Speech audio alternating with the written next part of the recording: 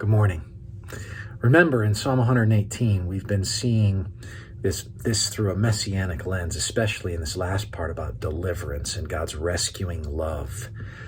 We talked about how the gate of righteousness is opened. The king gets to come in through the gate of righteousness, and we get to follow that great king through the gate of righteousness because of his righteousness that's been given to us. The Lord has answered us, according to verse 21, and become our salvation. The stone the builders rejected has become the cornerstone, looking forward to Jesus. And that quote is cashed out in the New Testament in a number of texts. We saw that in 1 Peter 2, 4 through 8. We pick up in verse 23 and 24, and we read, "This is the Lord's doing." Well, what's this? This salvation wrought through this expected Davidic king. This is the Lord's doing. It's marvelous in our eyes. This is the day the Lord has made. Let us rejoice and be glad in it. The psalm had its own historical context. Maybe it was post-exilic, as I mentioned. This victory of God bringing us back into the city through the gates of righteousness. But surely there's a prophetic element here, looking messianically down the line with the recognition that this work of salvation, this work of rescuing love is the Lord's doing.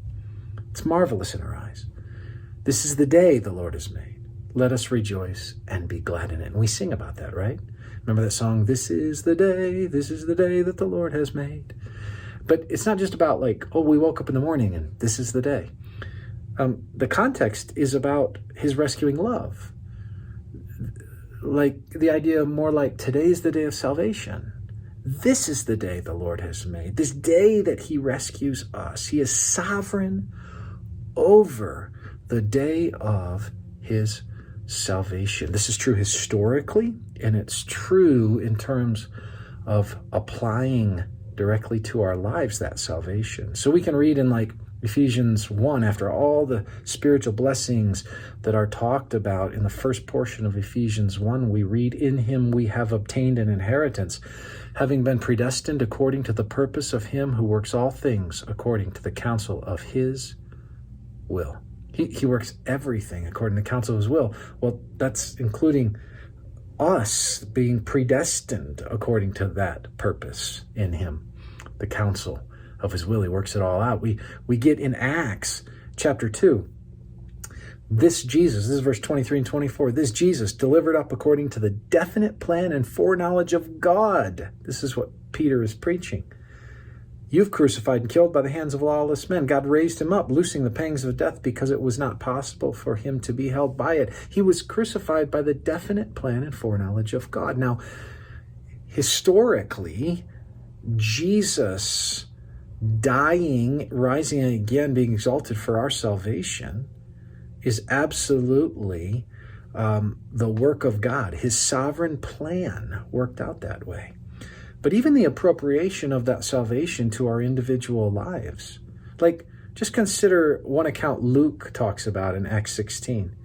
He says, one who heard us was a woman named Lydia from the city of Thyatira, a seller of purple goods who was a worshiper of God. The Lord opened her heart to pay attention to what was said by Paul. God is sovereignly at work, not just in the big meta story of salvation history, but in how it lands in your own heart and life. See, this is the day the Lord has made, is this reference to God's great work of salvation, God's great rescue ultimately of us. This is the Lord's doing. It's marvelous in our eyes. This is the day the Lord has made. Let us rejoice and be glad in it. Rejoice in the day of your salvation. Both that it was secured in Christ historically, but also that he met you right where you are, because that is part of God's gracious gift to you in the story he is writing. We rejoice in salvation and deliverance, but particularly as it relates and lands with God's sovereignty today. Take care.